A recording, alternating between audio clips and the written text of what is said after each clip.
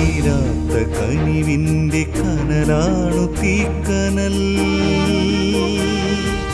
അണയുവാനൊരുങ്ങും ഈ ചാരത്തെ അഗ്നിയായി മാറ്റിടും തീക്കനൽ. തീക്കനൽ, തീക്കനൽ, തീക്കനൽ.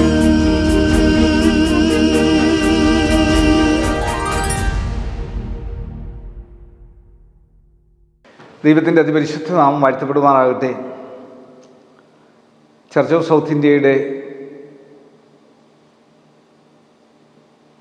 കൺസീലിയർ യൂണിറ്റിയിലുള്ള മാർത്തോമാ സഭയും ചർച്ച് ഓഫ് നോർത്ത് ഇന്ത്യയും ഭാരതത്തിൽ, ലോകത്തിൽ വലിയ ഇൻഫ്ലുവൻസ് കൊടുക്കുവാൻ സാധിച്ചിട്ടുണ്ട്.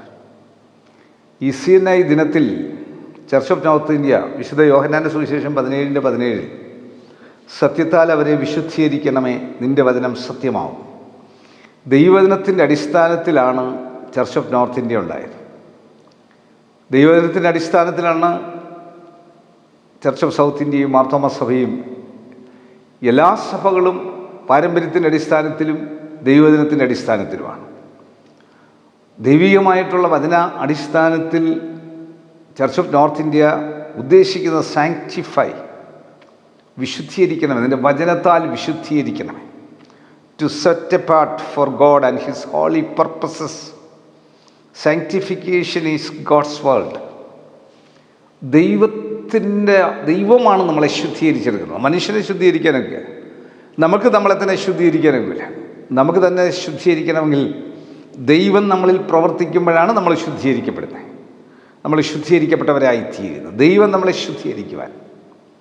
ആ ദൈവത്തിൻ്റെ കർത്താവിൻ്റെ പുണ്യാഹ രക്തമാണ് നമ്മളെ ശുദ്ധീകരിക്കുന്നത്.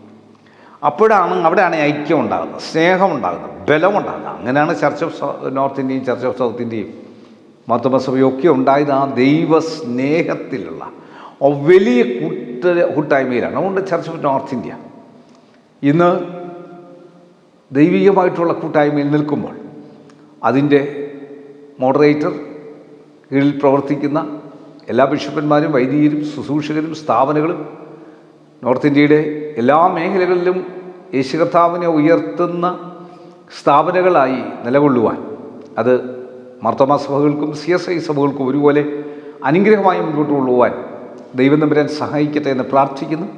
ഈ വിശുദ്ധീകരണ പ്രക്രിയ നമ്മളിൽ വരുമ്പോഴാണ് നമ്മൾ മറ്റുള്ളവരുമായിട്ട് യോജിക്കാൻ സാധിക്കുന്നത്. എല്ലാവരുമായിട്ടുള്ള യോജിക്കാവുന്ന മേഖലകൾ ധാരാളമുണ്ട്. എല്ലാവരും ഒരു യേശുവിനെയാണ് പറയുന്നത്, ഒരു സ്നേഹത്തിലാണ് പറയുന്നത്. യോജിപ്പിക്കാവുന്ന മേഖലകളിലെല്ലാം യോജിക്കുകയും ഒരുമിച്ച് പ്രവർത്തിക്കുകയും ചെയ്യുവാനായിട്ട് സാധിക്കുന്ന ആ വലിയ യോജിപ്പിൻ്റെ ആ ശക്തി ഉണ്ടാകുവാനായിട്ട് സാധിക്കണം. ഈ വചനത്താൽ ദൈവം നമ്മളേവരെയും ശുദ്ധീകരിക്കട്ടെ. കണ്ണുകൾ അടയ്ക്കാൻ പ്രാർത്ഥിക്കാം. കർത്താവേ, പരിശുദ്ധ പിതാവേ, ചർച്ച് ഓഫ് നോർത്ത് ഇന്ത്യയുടെ ഈ ഫോർമേഷൻ ഡേയിൽ ഞങ്ങൾ ദൈവത്തിന് സ്തോത്രം ചെയ്യുന്നു. ഒരു ജനമായി തീരുവാൻ ദൈവവചനത്തിൻ്റെ അടിസ്ഥാനത്താൽ അന്ന് ശുദ്ധീകരിക്കപ്പെട്ട ദൈവമക്കൾ ഞങ്ങളും ഇന്ന് ഈ ശുദ്ധീകരിക്കപ്പെട്ട് എല്ലാവരെയും ഒരുമിച്ച് കൂട്ടി മുൻപോട്ട് കൊണ്ടുപോകാനുള്ള ആ മഹാവിശാല കാഴ്ചപ്പാട് ഞങ്ങൾക്ക് തെരുമാറാകണമെന്ന് പ്രാർത്ഥിക്കുന്നു.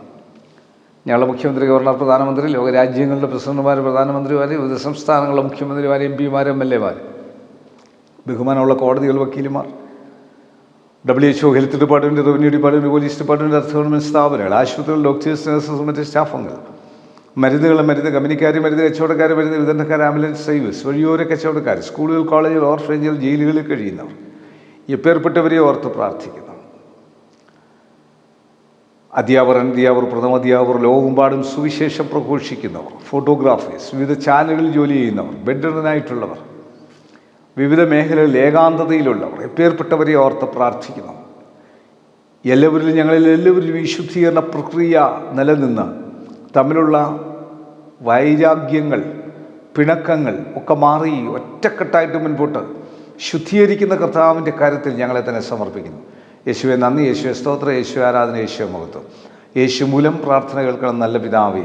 ആമേൻ. God bless U.